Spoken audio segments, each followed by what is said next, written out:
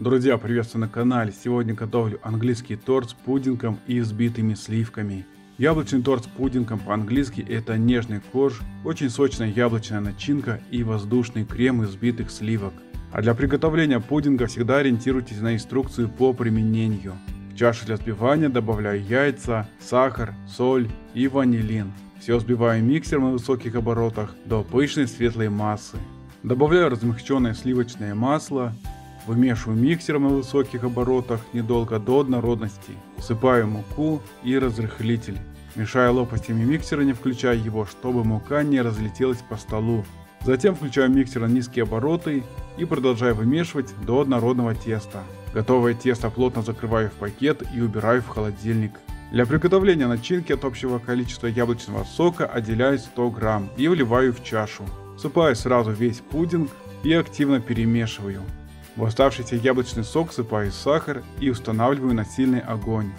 После того, как сахар растворился, а яблочный сок закипел, выключаю духовку. Еще раз немного промешиваю пудинг, так как во время простаивания образуются плотные сгустки. И вливаю жидкий пудинг тонкой струйкой в кипящий сок. Непрерывно при этом мешаю ручным венчиком. Пудинг по мере вымешивания начинает очень быстро сгущать яблочный сок. Яблочный пудинг вымешивал около минуты. Яблочный пудинг переливаю в стеклянную чашу и опускаю в холодную воду для остывания. Достаю тесто из холодильника и недолго вымешиваю на столе, обсыпая мукой, чтобы тесто не прилипало к рукам. Слегка приминаю тесто в виде толстой лепешки. Для выпекания я использую форму 20 см, выстеленной пекарской бумагой. Вы можете использовать форму 20-23 см. Тесто перекладываю в форму и распределяю руками по всей внутренней поверхности. Периодически подсыпаю мукой, чтобы тесто не прилипало к рукам. Тщательно прохожу по дну и бортам формы, формируя цилиндр с высоким бортиком.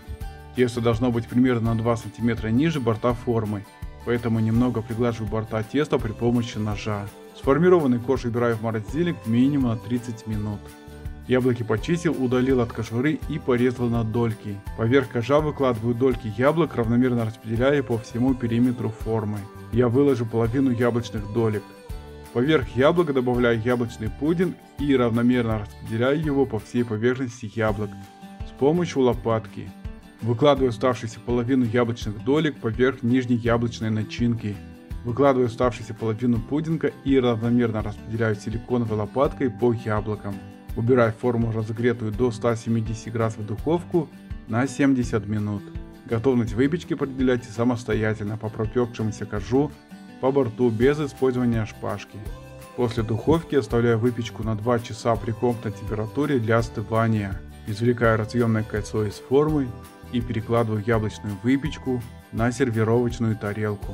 Охлажденные сливки вливаю в чашу для взбивания и всыпаю сахарную пудру. Взбиваю миксером на высоких оборотах. В середину яблочной выпечки выкладываю весь сливочный крем. Осторожно распределяю обыкновенной столовой ложкой крем по всей поверхности яблочной выпечки, формируя отрывистыми движениями сливочные клювики в произвольном стиле.